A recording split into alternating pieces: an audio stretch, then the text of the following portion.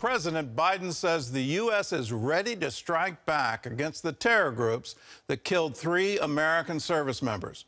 The strikes on multiple targets could come at any time and last over several days. The fighting in Israel continues on several fronts, in Gaza, along the Lebanese border, and extending to the biblical lands of Judea and Samaria. Chris Mitchell reports on the conflict from Jerusalem. Israeli Defense Minister Yoav Gallant warned on Monday that the window for a diplomatic solution with Lebanon is closing. There will be a stage when our patience will run out, and our ability to contain this matter will expire. And as a result of this, we may end up with forceful action. Hezbollah, Iran's largest proxy in the region, has been waging a low-scale war against Israel on its northern border since just after the October 7th Hamas attack. Gallant said Israel's home front is preparing for war and warned Lebanon. What you saw in Gaza can be copied to Lebanon, and the Air Force dedicates a small part of its force to Gaza. It keeps a large part of its force on standby. In order to deal with a northern scenario, I hope we don't get to this situation, but we are prepared in this matter. The fighting also spreading to Judea and Samaria, also known as the West Bank, where Israeli forces carried out a raid in a hospital in Jenin. Hospital security camera footage shows disguised undercover Israeli agents entering the hospital. Officials say they killed 3 Hamas terrorists on the verge of launching a terror attack. Afterwards, Prime Minister Benjamin Netanyahu met with IDF troops in the area and told them Judea and Samaria is a critical front in the war. This is an arena that is not just important, it is super important. I know that you invest in it, both in defense and attack.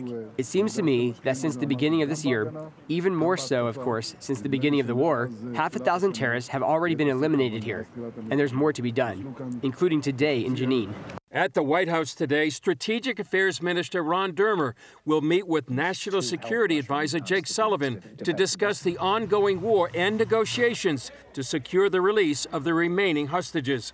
In the meantime, President Biden says he's decided how to respond to Sunday's deadly attack on U.S. troops in Jordan. The U.S. reportedly will strike multiple targets over several days, targeting Iran-backed forces in the region that supplied and carried out the attack.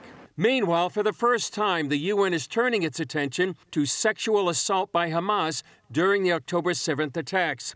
The UN has been criticized for its silence over the rape, torture, and murder of Jewish women.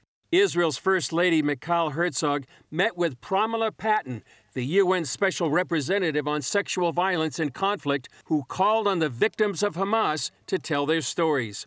Chris Mitchell, CBN News, Jerusalem. Well, mark today, it's January 31. That attack happened on October 7th. The evidence has been there for a very long time, and it took the UN this long to finally say something, anything, about the horrific attack on women in southern Israel on October 7th. It didn't take them long to start complaining about the attack against Gaza in order to release the hostages. They complained about that pretty quickly. The International Court has already had a hearing on it. It's taken this long for the UN to wake up. When are the American people going to wake up about what is happening at the UN and how it seems to be automatically oriented against Israel? The number of investigations launched at the UN, it outweighs any other country by a mile. Let's not let this happen, and certainly let's not let it happen with our tax dollars. In the coming days, you're going to hear about a campaign. It's called In Your Hands, and it's trying to influence the mother of the Emir of Qatar. Her name is Sheikha Moza.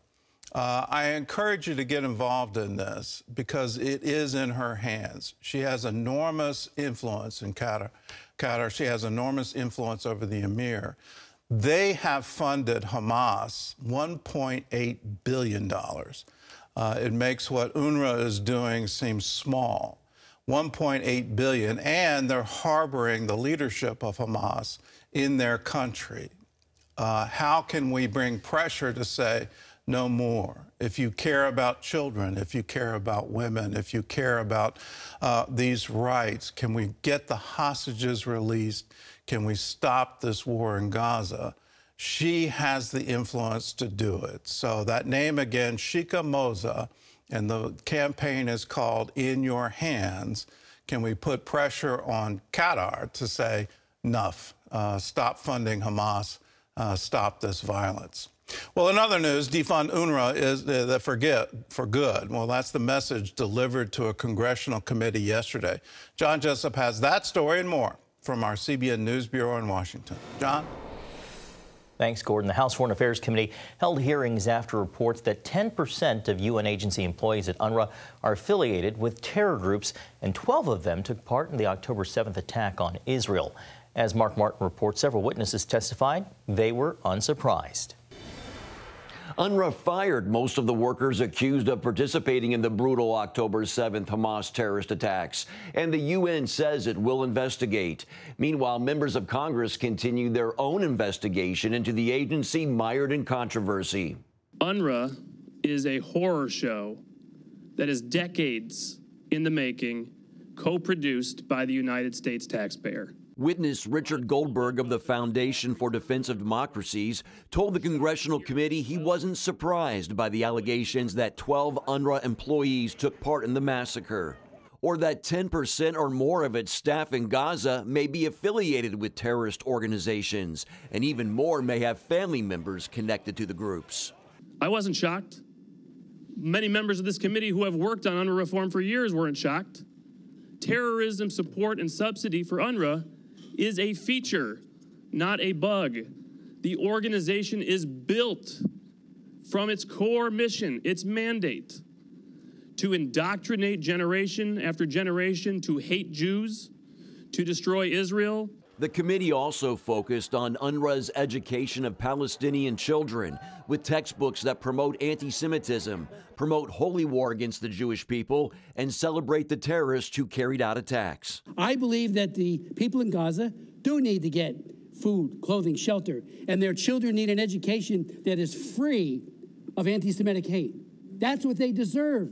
This brainwashing, frankly, in my opinion, is child abuse. The U.S. and more than a dozen other countries suspended funding to UNRWA after the Israeli allegations. Witness Hillel Neuer of the organization UN Watch urged them to take a step further. I've come here to ask the Congress of the United States, which is the largest donor to UNRWA at over $300 million a year, to not just suspend, but to end the funding for good, and to take the lead in dissolving an organization that is riddled with incitement to hate, involvement in terrorism, and the perpetuation of war. Committee member Congressman Scott Perry of Pennsylvania said the American taxpayer shouldn't be footing the bill for a group that supports terror. The United Nations Relief Workers Agency is a terrorist-supporting entity, ladies and gentlemen. America's taxpayers pay for the absolute worst of it. The absolute worst of it. They pay for all. They don't get a say. UNRWA is the major source of humanitarian aid to the Gazan people. Witness Mara Rudman of the University of Virginia raised concerns about the fate of ordinary Gazans if that assistance is cut off. A majority of the 2 million Palestinians in Gaza depended on UNRWA assistance before October 7th. For the services UNRWA provides to a desperate population, there is no substitute at this time. Committee members are calling for a new organization to replace UNRWA. UN officials have warned that UNRWA will have to stop its operations by the end of February if the funding is not resumed. Mark Martin, CBN News.